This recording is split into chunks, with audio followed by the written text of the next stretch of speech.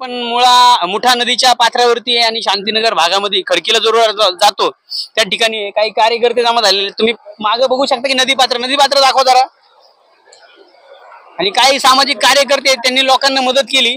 तर आपला प्रश्न असा आहे की प्रशासन कोण आलं का लोकांना मदतीला? कोण नाही आलं बाळा पण नाही मदत केली लोकांना, आम्हीच सामान वगैरे काढाय आम्हीच केलं सगळं सामान बिमान ठेवलं काढून नाही का आम्हीच मदत केली होती. कोण आलं नाही तर प्रशासन कोणच आलं नाही, कोणीच दखल नाही घेतली.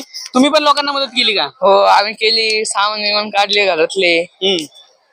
आणि आता आपल्या वस्तीतले पाणी झालंय. घर डुबलेत अर्धे. नागरिक कुठं राहायला गेलेले? काही शाळेमध्ये गेल्यात, काही बालवाडीमध्ये गेल्यात. काही शाळेमध्ये नागरिक राहायला गेल्यात, काही बालवाडीमध्ये. तुम्ही पाणी बघू शकता किती भयंकर पूर आलेला आहे.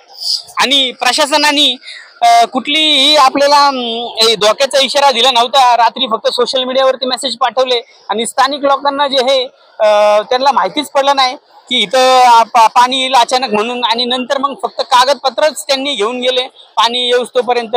काही लोकांचे फ्रीज, टीव्ही, इलेक्ट्रॉनिक वस्तू ज्या आहेत त्या आतमध्येच राहिल्यात, धान्य वगैरे. तर प्रशासनाने याची दखल घ्यावी आणि त्यांना मोबदला द्यावा. तसेच शांतीनगर भागात जे जायका प्रकल्प चालू आहे ते जे प्रकल्प आहे ते जे प्रकल्पामुळे जास्त पाणी येत आहे असं निदर्शनास आलेलं आहे.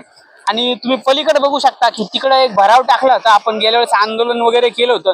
या भरावामुळे सुद्धा या पाण्याचा प्रवाह जो त्या पलीकडच्या भागामध्ये गेलेला आहे. आणि त्या भरावावरती आपण आंदोलन घेऊन प्रशासनाने काही कारवाई नाही केली, त्याच्यामुळे पाणी पलीकडे गेलेलं आहे. तर आपण पलीकडे जाणार आहोत. पण इथं तुम्ही बघू शकता की बरेच नागरिक थांबलेत पुराच्या पाण्याचा अंदाज घ्यायला. पण नागरिकांनी सुद्धा तुम्ही तिकडे बघू शकता त्या साईडला एखादा व्हिडिओ काढण्याच्या नादामध्ये वाहून मिळून जाण्याची शक्यता आहे. तरी नागरिकांनी जरा सतर्क राहावं. पोलीस प्रशासन आलेलं आहे पण फक्त मुख्य भागीच आहे, आजूबाजूला नाही. आणि आमचे नंदू राक्षे हे सुद्धा उपस्थित लोकांना मदत करतात, त्यांचे बी आभार.